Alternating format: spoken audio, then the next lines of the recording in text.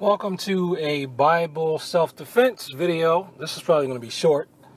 It's about anger and self-defense. Let's go over to the scripture real quick.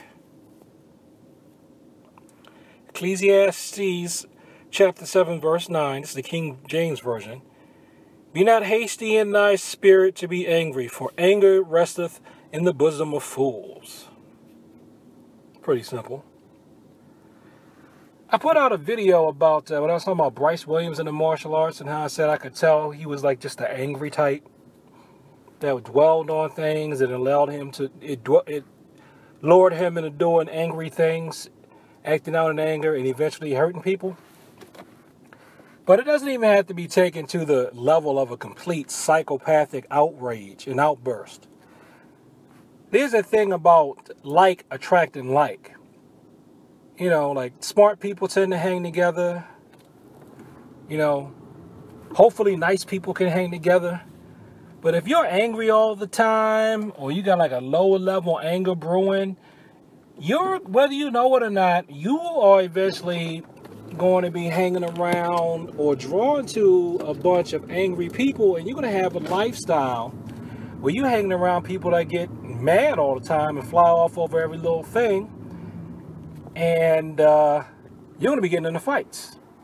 You know the type of person that walking around and you glance in their direction. What you looking at? What you looking at? Those are the type of people that are angry all the time. So just from a self-defense perspective right there, it's going to draw you into constant anger. Now, if there's an ethnic point to be made in this series, I would say, you know, a lot of black people have anger due to, years of oppression and systemic racism and whatnot. And, I don't expect you to be happy-go-lucky about when, things that go wrong in the world. If you want to be angry, it should be righteous anger so that you change things. But like I said in the Bryce Williams video, if you just dwell on all the bad that happens to you, and that's all you dwell on and not the good, especially these days, we are living in a post-Jim Crow society. You already got racism clocking for you and trying to get you on things that you do. You're just going to make things worse for yourself. So, keeping anger in your heart all the time doesn't mean that you're blind to evil and injustice. But keeping anger in your heart all the time can be a way for you to attract anger. Okay? Now, let me make this straight. I'm not saying that people who are discriminated against deserve it because they're angry. No. But what you can do outside of that is being angry can just draw other people to you who are angry people themselves, and you guys are always getting into conflicts.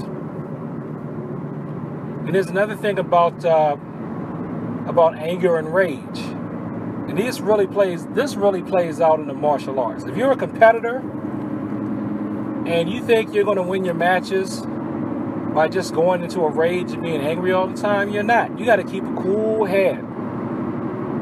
That's one of the really tough things about competing in any type of sport. You got to be physical. You got to be tough enough physically. And you got to be tough enough mentally so that you don't let anger throw you off your game. If I'm sparring with you and I know you got a temper problem, I'm going to do things to make you angry.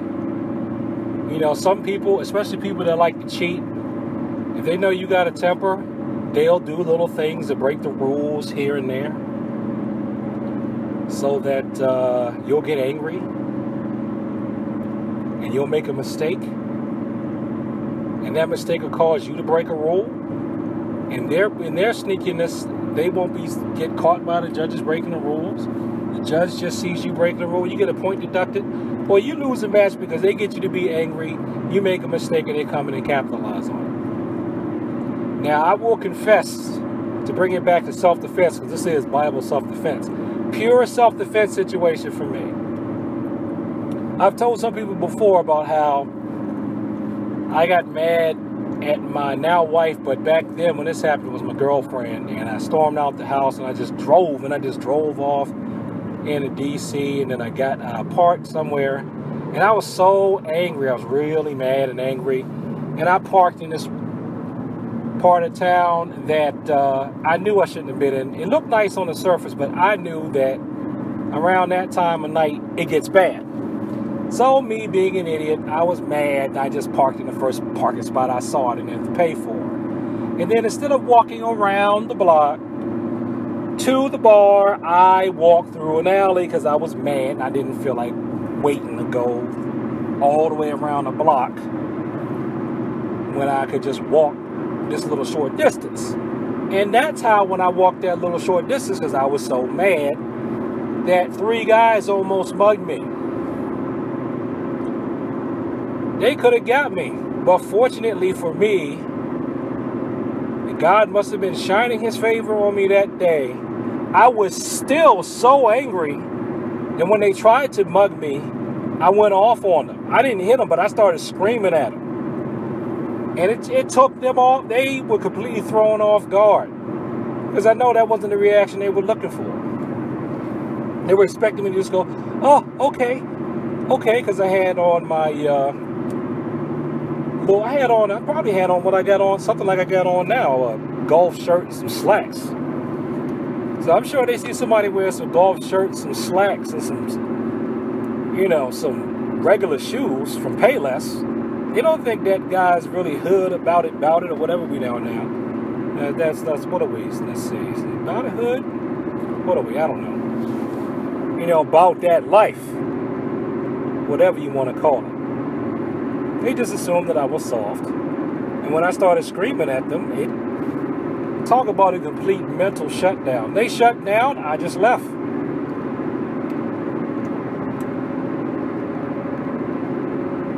So the thing is, even though I got angry and I actually was using like a Ki spirit shout voice, and I know that, I could tell that rattled them a little bit, because yes, believe it or not, by you going in your forms all the time, it can strengthen your lungs and your vocal cords, so that if you yell at somebody, it's unnerving. It can rattle them if they're sensitive to noise. If not everybody is, but some people, especially the lead guy, he looked like he was sensitive to it. It shook him enough for me to escape.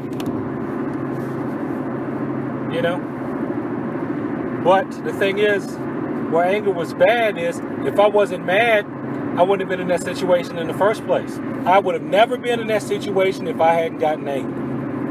And I'm not blaming her for making me angry. I'm blaming myself for how I handled the anger. It made me a fool. Just like the Bible says. I was a fool that could have been killed by some other fools. And it was 3 fools and 1 of me.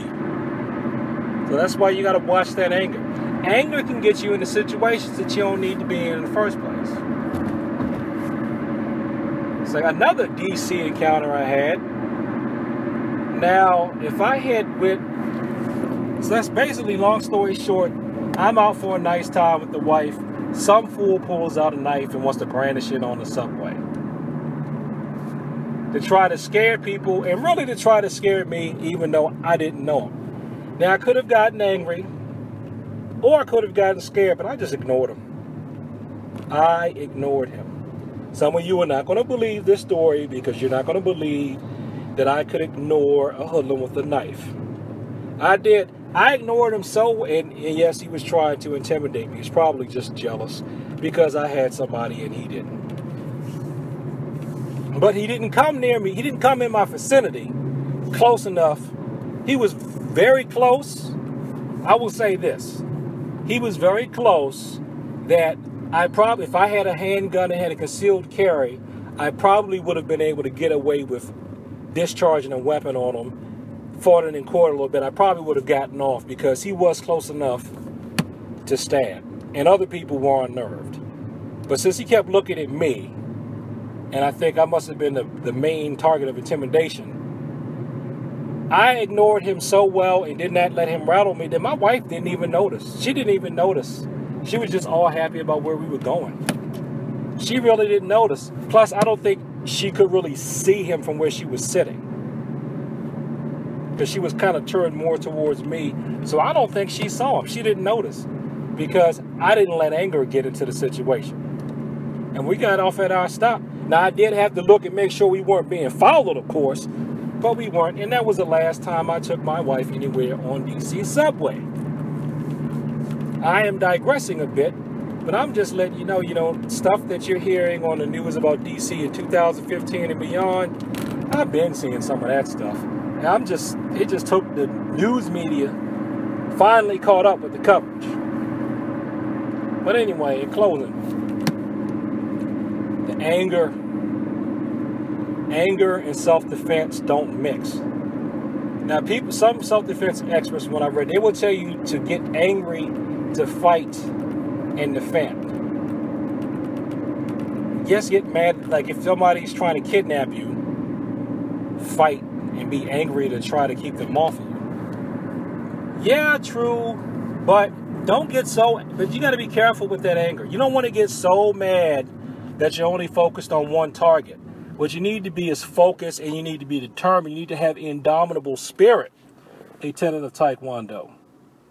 You need to have indomitable spirit tempered by self-control so that you can be focused.